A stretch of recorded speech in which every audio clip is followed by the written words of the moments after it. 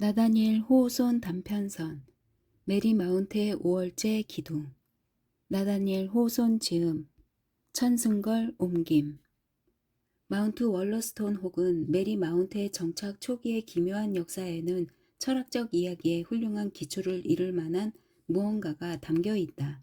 여기서 시도하려는 조그만 소묘에는 뉴 잉글랜드의 엄숙한 연대기에 기록되어 있는 역사적 사실들이 자연스럽게 일종의 우화적 내용으로 섞여 들어있다.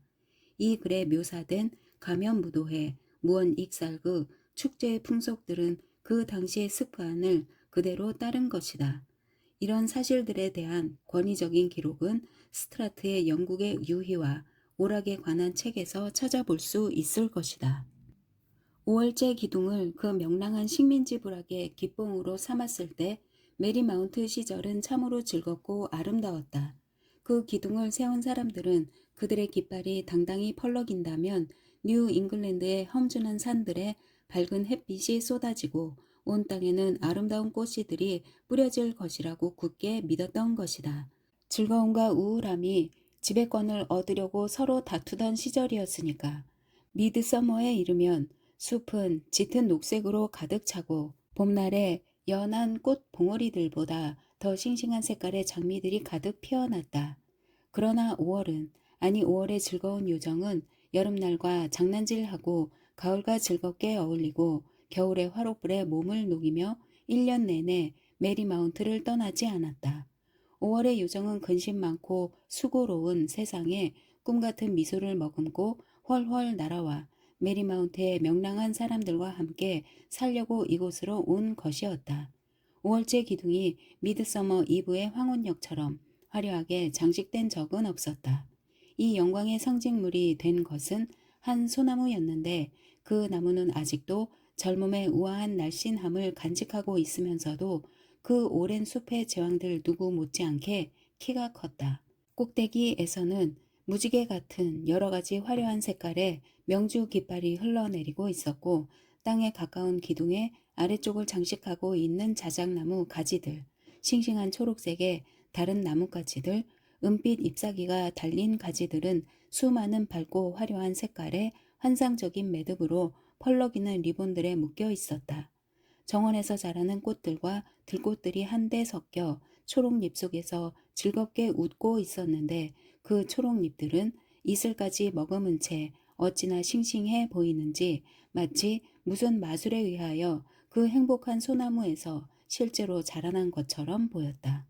이 초록잎과 꽃들의 화려함이 끝나는 곳에서는 5월째 기둥의 몸통이 꼭대기에 매달린 깃발에 7가지 무지개 색깔과 같은 화려한 색깔로 칠해져 있었다. 맨 아래 초록색들은 숲의 양지 바른 곳에서 따온 것이고 좀 더 짙은 붉은색의 다른 장미들은 이 부락 주민들이 영국에서 가져온 씨로 기른 것들이었다. 아, 황금시대의 주민들이여. 그대들의 주 경작은 꽃을 기르는 일이 아니던가? 하지만 5월째 기둥 주위로 손에 손 잡고 서 있는 이 무리들은 도대체 누구인가? 반인반수의 목신과 요정들이 그들의 오랜 우화의 집과 옛 숲에서 추방당하여 모든 박해받은 자들이 그러하듯 이 신대륙의 신선한 숲속에서 피난처를 구해 온 것일 리는 없을 텐데 말이다. 히랍의 후손인지는 몰라도 이들은 분명 기괴한 괴물의 무리들이었다.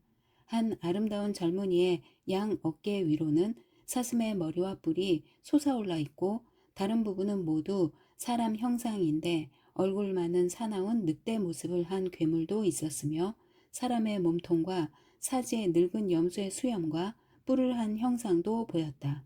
또 핑크빛 명주 양말로 장식한 뒷다리만 빼고는 거친 곰 모양으로 일어선 모습도 있었고 놀랍게도 숲속에 진짜 곰 한 마리가 앞발을 내밀어 사람의 손을 붙들고는 원을 이루고 있는 그 무리에 누구 못지않게 열심히 춤을 추려는 자세를 취하고 있기도 했다. 그 짐승은 사람들이 몸을 낮춰 구부리면 그들을 맞으려고 엉거주춤 일어서는 것이었다. 다른 얼굴들은 사람의 남녀 비슷한 모습을 하고 있었지만 괴상하게 뒤틀려 있었고 계속 웃음을 터뜨리느라 이쪽 귀에서 저쪽 귀까지 뻗친 길고도 무척 깊어 보이는 입 앞에서는 빨간 코가 건들거리고 있었다. 또 성성이처럼 온몸에 털이 나고 허리를 푸른 잎사귀로 두른 문장 같은 데에 많이 등장하는 바로 그 야만인 같은 모습도 보였다. 그 옆에는 깃털 모자와 조개 구슬 허리띠로 장식을 한 점잖은 모습의 가짜 인디언 사냥꾼이 서 있었다. 이 이상한 무리들은 대부분 방울 달린 뿔 모자와 조그만 방울들을 붙인 옷을 입고 있어서 그들의 즐거운 기분을 돋구는 들리지 않는 음악에 장단을 맞추듯 짤랑대는 음방울 소리를 내고 있었다. 젊은 청년이나 처녀들은 더 점잖은 옷차림을 하고 있었지만 즐거운 축제의 표정은 이 광란의 무리들 틈에서 잘 어울리는 모습이었다. 널리 퍼져가는 황혼빛의 미소 속에서 그 영광스러운 5월제 기둥 주위에 모여든 메리마운트 주민들의 모습은 그처럼 환상적인 것이었다. 만일에 음울한 숲속에서 방황하던 한 나그네가 그 즐거운 소리를 듣고 두려움이 섞인 시선으로 그 모습을 훔쳐보았다면 그들 중 몇몇은 이미 짐승으로 변했고 몇몇은 인간에서 짐승으로 변해가고 있고 또 다른 인간들은 짐승으로 변하기 전에 흥청대는 즐거운 잔치를 즐기고 있는 바로 그 코머스의 무리들로 착각했을 것이다. 그러나 몸을 숨긴 채 그 광경을 지켜보고 있는 한 무리의 청교도들은 그 가면들을 이 검은 숲속에서 살고 있다고 믿고 있는 바로 그 악마와 파멸한 영혼들에 비유하고 있었다. 괴물들이 둘러싸고 있는 원 안으로 보랏빛과 황금빛 구름보다 더 단단한 것을 밟아본 적이 있을까 싶은 아주 여린 두 모습이 나타났다. 그 중에 하나는 번쩍거리는 옷차림에 가슴에는 무지개 모양의 스카프를 두른 한 젊은이였다. 그의 오른손은 축제의 무리들 중에서의 그의 높은 위엄을 상징하는 황금으로 도금한 단장을 들고 있었고 왼손은 그에 못지않게 화려하게 장식을 한 아름다운 처녀의 가냘픈 손가락을 붙들고 있었다. 화사한 장미꽃들이 그들의 검고 윤기 나는 곱슬머리와 대조를 이루어 밝게 빛나며 그들의 발 주위로 흩어져 있었는데 마치 그 자리에서 저절로 피어난 것만 같았다. 이 우아하고 화려한 한 쌍의 남녀 뒤로 나뭇가지가 그의 즐거운 얼굴을 가릴 만큼 5월째 기둥 아주 가까이 한 영국 목사가 서 있었다. 그는 법의를 입고 있긴 했지만 이교도식의 꽃 장식을 하고 머리에는 넝쿨 잎사귀로 만든 화관을 두르고 있었다. 이리저리 굴리는 들뜬 눈빛과 성스러운 법의의 그 이교도적인 장식으로 해서 그는 그들 중에서 가장 괴상한 괴물처럼 마치 그 무리의 수배인 바로 그 코머스처럼 보였다. 5월째 기둥의 숭배자들이여 꽃장식을 한 목사가 큰 소리로 말했다. 그대들은 오늘 하루 종일 즐겁게 온 숲이 그대들의 즐거움에 메아리로 화답하는 소리를 들었소. 그러나 이제 이 순간을 가장 즐거운 시간으로 만들도록 합시다. 보시오, 여기 5월의 왕과 왕비가 서 있소. 옥스포드의 사제이며 메리 마운트의 목사인 나는 이제 이 두 사람을 성스러운 혼례식으로 결합시키려고 하오. 그러니 무용수들, 나뭇잎 장식을 한 사람들, 소녀 합창 단원들, 그리고 곰이며 늑대며 뿔 달린 짐승 형상을 한 사람들 모두 즐겁게 쾌활하게 기분을 돋웁시다. 자, 영국의 옛 즐거움과 이 신세계의 신선한 숲이 더 경쾌한 즐거움으로 넘치는 풍요로운 합창을 부릅시다. 그리고 이 한 쌍의 젊은이들에게 삶이란 어떤 것인가, 어떻게 즐겁게 살아야 할 것인가를 보여줄 경쾌한 춤을 춥시다. 5월째 기둥을 사랑하는 모든 이들이여 5월의 왕과 왕비를 위해 홀레의 노래를 함께 부릅시다. 익살과 속임수와 장난과 환상으로 사육제의 분위기가 지속되는 메리마운트의 대부분의 행사에 비해 그래도 이 결혼식은 훨씬 더 진지했다. 이제 해가 지면 그 칭호를 돌려주어야 하지만 이 5월의 왕과 왕비는 바로 그 즐거운 저녁의 첫 율동을 시작하여 일생 동안 계속되어야 할 춤의 진정한 파트너가 되어야 하는 것이었다. 5월째 기둥의 맨 아래 초록색 가지에 걸려있는 장미 화환들은 그들을 위해 엮어 만든 것이었고 그들의 꽃 같은 결합의 상징으로 그들 머리 위에 던져지게 되어 있었다. 그래서 목사가 그렇게 말을 했을 때 그 흥청대는 괴물들의 형상으로부터 요란한 함성이 터져 나왔다. 목사님이 먼저 시작하시죠. 그들은 한 목소리로 외쳤다. 5월째 기둥을 사랑하는 우리들이 부를 즐거운 노랫가락은 이 숲이 일찍이 울려 퍼지게 해본 적이 없을 겁니다. 그러자 곧 노련한 악사들이 연주하는 파이프와 기타와 비올라의 서곡이 이웃 덤불 숲속에서 울려 퍼지기 시작했는데 그 가락이 하도 흥겨워서 5월째 기둥의 가지들이 그 소리에 맞춰 몸을 떠는 것 같았다. 그러나 황금빛 단장을 든 5월의 왕은 우연히 왕비의 눈을 들여다보다가 마주보는 그녀의 눈길에 담긴 조심스런 표정을 보고 깜짝 놀랐다. 5월의 왕비인 그대 이디스여. 그는 꼬짓듯 속삭였다. 그런 슬픈 표정을 짓다니 저기 걸린 장미화환이 우리 무덤 위에 걸린 조화라도 된단 말이오. 이디스, 지금은 우리에게 황금 같은 귀한 시간이오. 마음에 들여진 어떤 근심의 그늘로도 이 귀한 시간을 흐리게 하지 말아요. 미래의 어떤 것도 지금 이 순간에 대한 단순한 회상보다도 더 아름답지 못할 테니까. 그게 바로 저를 슬프게 하는 생각이에요. 어쩌면 당신도 같은 생각을 했지요? 이디스는 그보다 더 낮은 소리로 가만히 말했다. 메리 마운트에서 슬픈 모습을 보인다는 건 중대한 배신 행위인 까닭이었다. 그래서 이 즐거운 축제의 음악을 들으면서 한숨을 짓는 거예요. 게다가 에드가 마치 악몽을 꾸듯이 흥겨운 우리 친구들의 모습이 환영처럼 느껴지고 그들의 즐거움도 실제의 것이 아니고 우리도 5월의 왕과 왕비가 아니라는 생각이 자꾸 들어요. 제 마음속에 들어있는 이 알 수 없는 생각이 무엇일까요? 바로 그때 그들을 사로잡고 있던 마술이 풀린 듯 5월째 기둥으로부터 시든 장미꽃 잎사귀들이 후두둑 떨어져 내렸다. 오호라, 젊은 연인들이여. 그들의 가슴이 진짜 정열로 타오르는 순간부터 그들은 이 세상의 근심과 슬픔과 불안스러운 기쁨의 운명을 받아들이게 되고 더 이상 메리 마운트의 주민이 될 수 없게 된 것이다. 그것이 바로 이디스의 마음속에 들어있던 뭔가 알 수 없는 생각이었던 것이다.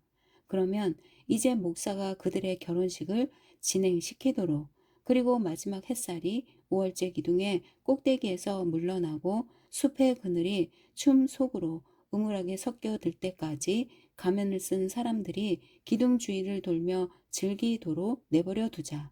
그동안 우리는 이 즐거운 무리의 사람들이 어떤 사람들인지 잠시 그 역사를 살펴보기로 하자. 200년 전, 아니 그보다 더 오래전의 구 대륙과 그 주민들은 서로 실증을 느끼기 시작했다. 사람들은 수천 명씩 신대륙을 향해 서쪽으로 항해를 해왔다. 어떤 사람들은 유리 구슬 같은 보석과 인디언 사냥꾼의 모피를 교환하기 위하여, 어떤 사람들은 처녀지를 정복하기 위하여, 그리고 한 엄숙한 집단의 사람들은 기도를 하기 위하여 이 신대륙에 온 것이었다. 그러나 메리 마운트 주민들은 이러한 동기들에 별로 관심이 없었다. 그들의 지도자들은 아주 오랜 세월 동안 인생을 유희처럼 살아왔기 때문에 후에 사려와 지혜가 찾아왔을 때도 그들을 불청객으로 생각했고 그들이 쫓아버렸어야 할 갖가지의 허영이 오히려 그들 사려와 지혜를 못된 길로 인도한 것이었다. 그래서 길을 잘못 든 사려와 지혜는 가면을 쓰고 광대짓을 하게 된 것이다. 우리가 지금 이야기하고 있는 그 지도자들은 마음의 싱싱한 즐거움을 잃은 후 엉뚱한 쾌락의 철학을 생각해내서 그들의 새로운 백일몽을 실현하기 위하여 이곳에 온 것이었다. 그들은 일생을 줄곧 축제처럼 보내온 온갖 들뜬 부류의 사람들로부터 추종자들을 모았다. 그 추종자들 중에선 런던 거리의 어지간히 알려진 음유 시인들, 귀족들의 호를 무대로 삼는 떠돌이 배우들, 헌당 기념 축제나 교회의 맥주 축제나 장터를 무대로 삼았던 무언극 배우들, 줄타기 광대들, 야바위꾼들이 끼어 있었다. 한마디로 당시에는 아주 많았던, 그러나 청교주의가 급속히 신장되면서 이제는 배척받기 시작한 온갖 종류의 이른바 딴따라 패들이었다. 지상에서 그들의 발걸음이 가벼웠듯이 그들은 바다도 그렇게 가볍게 건너왔다. 많은 사람들은 그 전의 고통에서 즐거운 절망 상태로 광적으로 빠져들었고 또 어떤 사람들은 5월의 왕과 왕비처럼 젊음의 열정에 도취되기도 했다. 그러나 그들의 즐거움의 질이 어떻든 간에 메리 마운트에서는 젊은이나 늙은이나 모두들 즐겁게 살아가고 있었다. 젊은이들은 스스로 행복하다고 생각했고 나이가 든 사람들은 그 즐거움이 가짜 행복에 지나지 않는다는 걸 안다 해도 최소한 그 빛나는 화려함 때문에라도 거짓 행복의 그림자를 기꺼이 따르는 것이었다. 인생을 그렇게 유이처럼 보낸 사람들은 진정으로 축복받기 위해서라 해도 진지한 삶의 진실에 끼어들 모험을 시도하지 않는 법이다. 옛 영국의 모든 전통적인 놀이와 오락은 이곳에 모두 옮겨져 왔다. 크리스마스 왕의 대관식도 열리고 크리스마스 통제관의 권력 행사도 막강했다. 미드서머 이브인 세인트 존 이브에는 몇 에이커나 되는 숲의 나무들을 잘라 횃불을 만들고 머리에는 화관을 두른 채 불꽃 속에 꽃을 던지며 밤새도록 타오르는 불꽃 옆에서 춤을 추었다.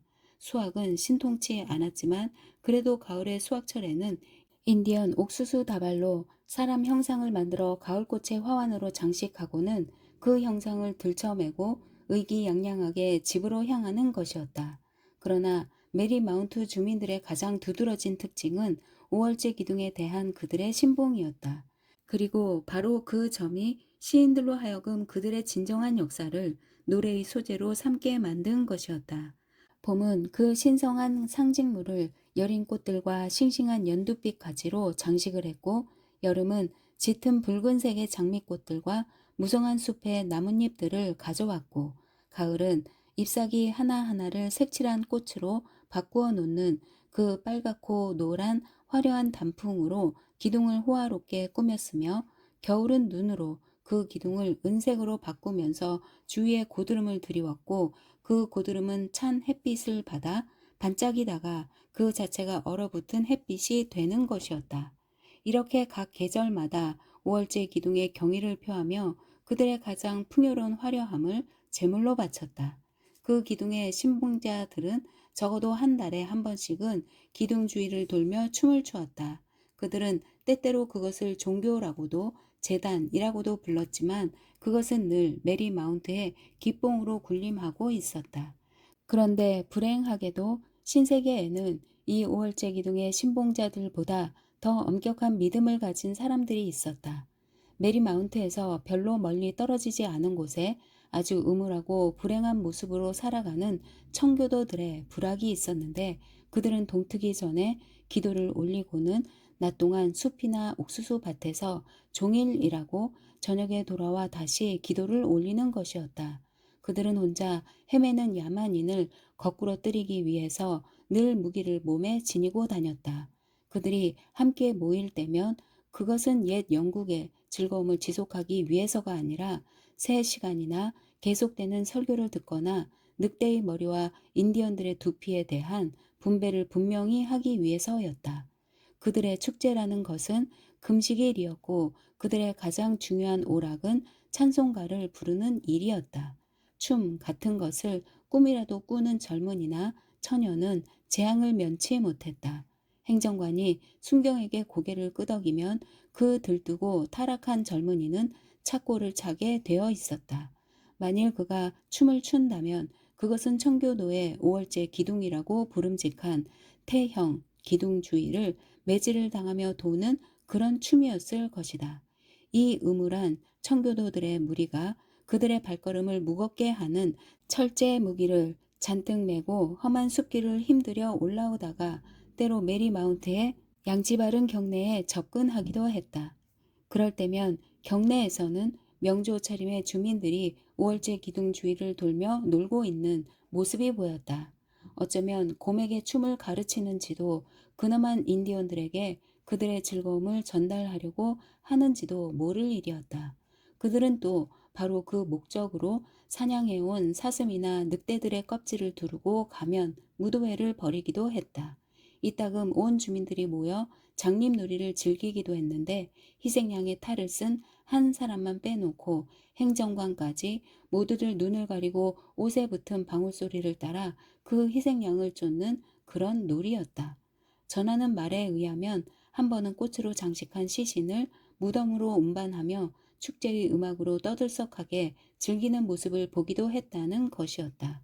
글쎄, 그 죽은 사람도 그때 웃었을까? 그들이 조용하게 지낼 때도 있었는데 그럴 때 그들은 경건한 방문객들을 교화하기 위하여 민요를 부르거나 이야기를 들려주기도 했고 유술 같은 것을 보여줌으로써 그들을 어리둥절하게 만들기도 했으며 이를 드러내고 눈싸움하는 놀이를 걸기도 했다. 놀이 자체가 시들해지면 그들은 자신의 바보 같음을 놀이개 삼아 하품 경기를 벌이기도 했다.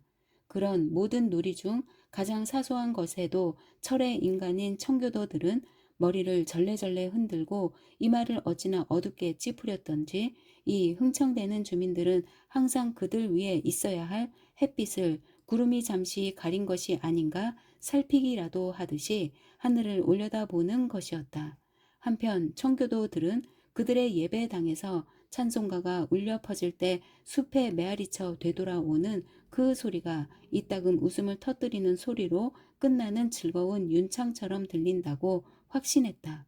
그들을 방해하는 자가 악마와 그 악마의 충성스런 노예인 메리 마운트 패거리가 아니고 누구란 말인가. 그러는 동안에 두 집단 사이에는 불화와 반목이 일어나기 시작했다. 한쪽은 엄격하고 냉혹했으며 다른 한쪽은 진지했지만 그 진지함은 5월제 기둥의 충성을 맹세한 쾌활한 마음을 가진 사람들이 최대한으로 보일 수 있는 그런 진지함에 지나지 않는 것이었다. 뉴 잉글랜드의 미래의 모습은 두 집단 간의 이 중요한 싸움에 달려 있었다.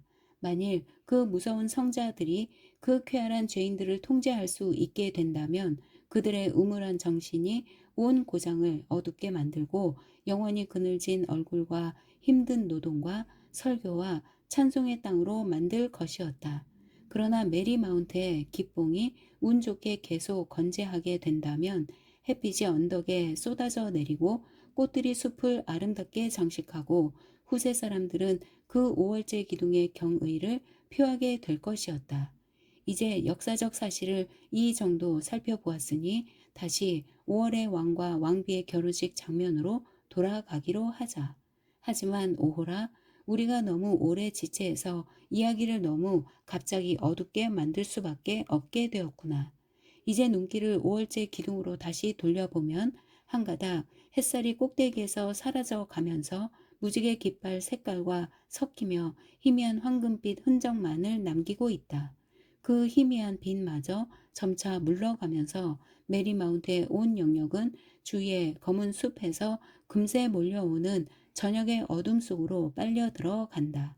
그러나 이 검은 그림자의 일부는 사람의 모습으로 몰려오고 있었던 것이다.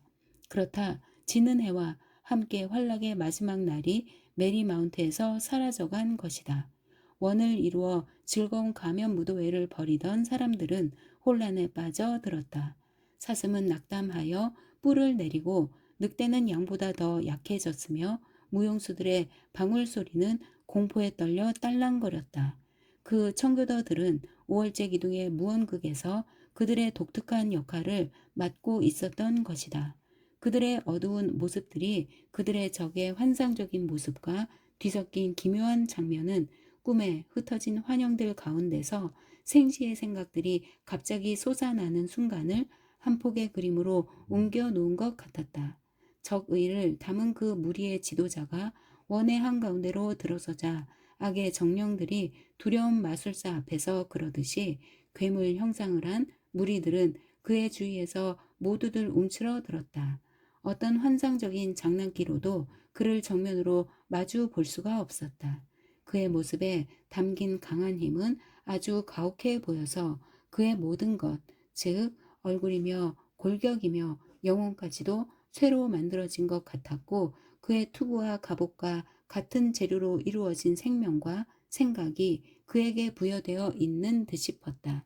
그 모습은 청교도 중의 청교도의 모습, 바로 앤디 코트 자신의 모습이었던 것이다. 물러서라, 바알의 사제여. 그는 목사가 걸친 법의를 전혀 존중하지 않은 채 얼굴을 험악하게 찌푸리며 소리쳤다. 나는 그대 블랙스톤을 잘한다. 그대는 그대 자신의 타락한 교회의 율법조차 지키지 못하고 이 땅에 건너와서 악과 부정을 설교하고 자신이 그 사악함을 몸소 실천해 보이는 자가 아닌가? 이제 주님께서 그가 선택한 선민을 위해서 이 황야를 성스러운 땅으로 정화하셨음을 보게 되리라. 이 땅을 더럽히는 자 화를 면치 못하리라. 우선 그대 숭배의 제단인 이 꽃장식 한 흉물부터 없애리라. 그렇게 말하면서 앤디 코트는 날카로운 칼로 그 신성한 5월째 기둥을 내리쳤다.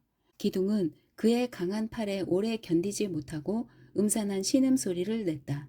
잎사귀와 장미 봉우리들이 미친 듯 칼을 휘두르는 냉혹한 그의 모습 위로 쏟아져 내리더니 드디어 떠나가는 쾌락을 상징하는 듯한 모든 초록색 가지들, 리본들, 꽃들과 함께 메리 마운트의 기봉이 무너져 내리는 것이었다. 전설에 의하면 기둥이 무너져 내릴 때 저녁 하늘은 더 어두워졌고 숲은 더 음울한 그늘을 드리웠다고 한다.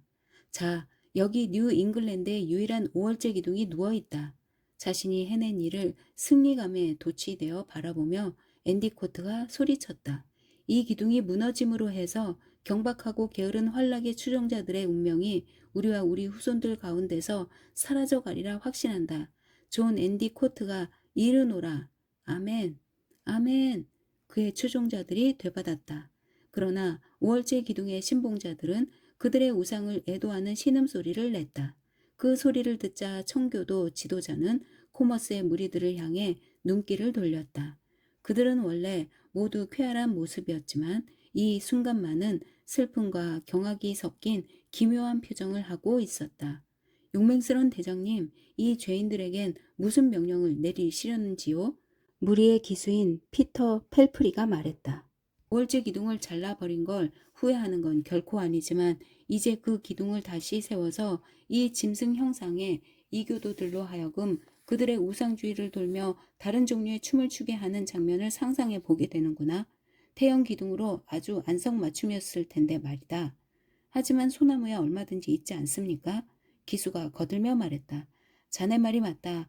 이 이교도 무리들을 소나무에 묶고 앞으로 우리의 법 집행에 시범으로 각각 몇 대씩 매질을 하라. 몇몇 못된 악당들에게는 주님의 인도로 우리가 안정된 우리 부락에 도착하는 대로 착고를 채우도록 하라. 거기선 착고를 구할 수 있을 테니까. 인두질이나 귀를 자르는 형벌 같은 것은 차후에 생각해 보기로 하자. 저 목사에게는 매질을 몇 대나 할까요? 펠프리 기수가 물었다. 아직 놔두어라. 앤디 코트는 쇠처럼 단단히 굳은 찌푸린 얼굴로 죄인을 굽어보며 대답했다. 그의 위법 행위에 매질이 맞을지 장기 투옥이 맞을지 다른 중벌이 맞을지는 대법원이 결정할 문제다. 자신이 한 일을 잘 생각해 보도록 하라. 사회 질서를 어기는 자들에게는 자비를 베푸는 게 허용될 수 있지만 우리의 종교를 혼란에 빠뜨리는 사악한 자들은 화를 면할 수 없을 것이다. 그리고 이 춤추는 곰은 어떻게 할까요? 함께 매질을 할까요? 머리를 쏘아 죽여버려. 그 짐승도 아마 마술에 걸렸을 테니까. 여기 또 번쩍이는 옷을 입은 남녀 한 쌍이 있는데요. 피터 펠프리는 그의 총끝으로 5월의 왕과 왕비를 가리키며 계속 말했다. 이 죄인들 중에선 그래도 지위가 높아 보이는데요. 지위를 고려해서 적어도 매질을 2배는 더 해야 하지 않을까요? 앤디 코트는 칼에 몸을 기대고는 그 불운한 남녀의 옷차림과 모습을 찬찬히 훑어보았다. 그들은 창백해진 얼굴에 눈을 내리깐 채 불안한 모습으로 서 있었다. 그러나 그들에게는 서로를 받쳐주는, 서로 도움을 구하고 주는 순수한 애정의 모습이 담겨 있었다. 그런 모습은 그들이 그들의 사랑에 대해 사제의 허락을 받은 남편과 아내임을 잘 보여주는 것이었다. 젊은이는 이 위기의 순간에 대한 두려움으로 황금 도금을 한 단장을 떨어뜨리고는 5월의 왕비를 보호하듯 한 팔로 안았고 그녀는 그에게 짐이 되지 않을 정도로 가볍게 그러나 행복하건 불행하건 그들의 운명은 하나로 엉켜 있음을 표현할 만큼은 무겁게 그의 가슴에 몸을 기대었다. 그들은 서로를 마주 보다가 그 무시무시한 대장의 얼굴로 시선을 돌렸다. 그들은 그들의 동료로 상징되는 나태한 쾌락이 어두운 청교도들의 모습으로 체현되는 혹독한 시련의 삶에 그 자리를 내주고 있는 동안 그들의 결혼의 첫 시간을 거기 그런 모습으로 서 있었다. 그러나 그들의 젊은 아름다움은 그 빛이 그렇게 역경의 시련을 겪고 있을 때처럼 순수하고 고아해 보인 적이 없었다. 젊은이여, 앤디 코트가 말문을 열었다. 너와 너의 아내는 지금 아주 불행한 운명에 처해 있다. 각오를 단단히 하거라. 너희들의 결혼일을 영원히 잊지 않도록 해줄 테니. 가혹한 이여, 내가 어찌 그대의 마음을 움직일 수 있겠소? 5월의 왕이 말했다. 그럼 내게 그럴 수단과 방법이 있다면 죽을 때까지 저항을 할 것이오만 지금 내겐 아무 힘이 없으니 한 가지만 간청하겠소. 나는 그대 마음대로 처분해도 좋소만 이디스만은 제발 그대로 놔두길 바라오. 그건 안 되지. 엄격한 청교도가 대답했다. 오히려 더 엄격한 단련이 필요한 여자에게 그런 허튼 예절 같은 걸 우리는 보이지 않는다. 신부의 생각은 어떤가? 그대의 비단결처럼 고운 신랑이 자기 몫만이 아니라 신부 몫의 형벌까지 다 받아야 하겠는가? 그 형벌이 죽음이라 할지라도 제발 저에게만 내려주세요. 이디스가 호소하듯 대답했다. 앤디 코트가 말한 것처럼 가련한 두 연인은 분명 불행한 운명에 처해 있었다.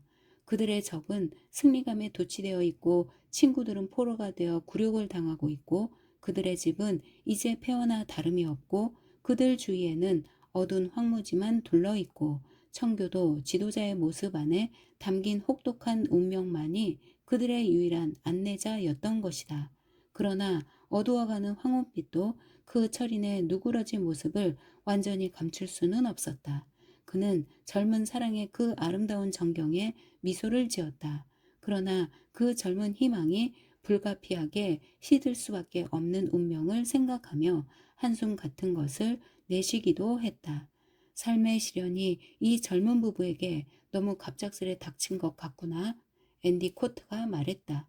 그들에게 더 큰 시련을 안겨주기 전에 그들이 지금의 이 시련을 어떻게 겪어내는지 좀 더 두고 보기로 하자. 노획물 중에 좀 더 점잖은 옷이 있으면 이 5월의 왕과 왕비에게 번쩍거리는 허영의 옷 대신 입히도록 하라.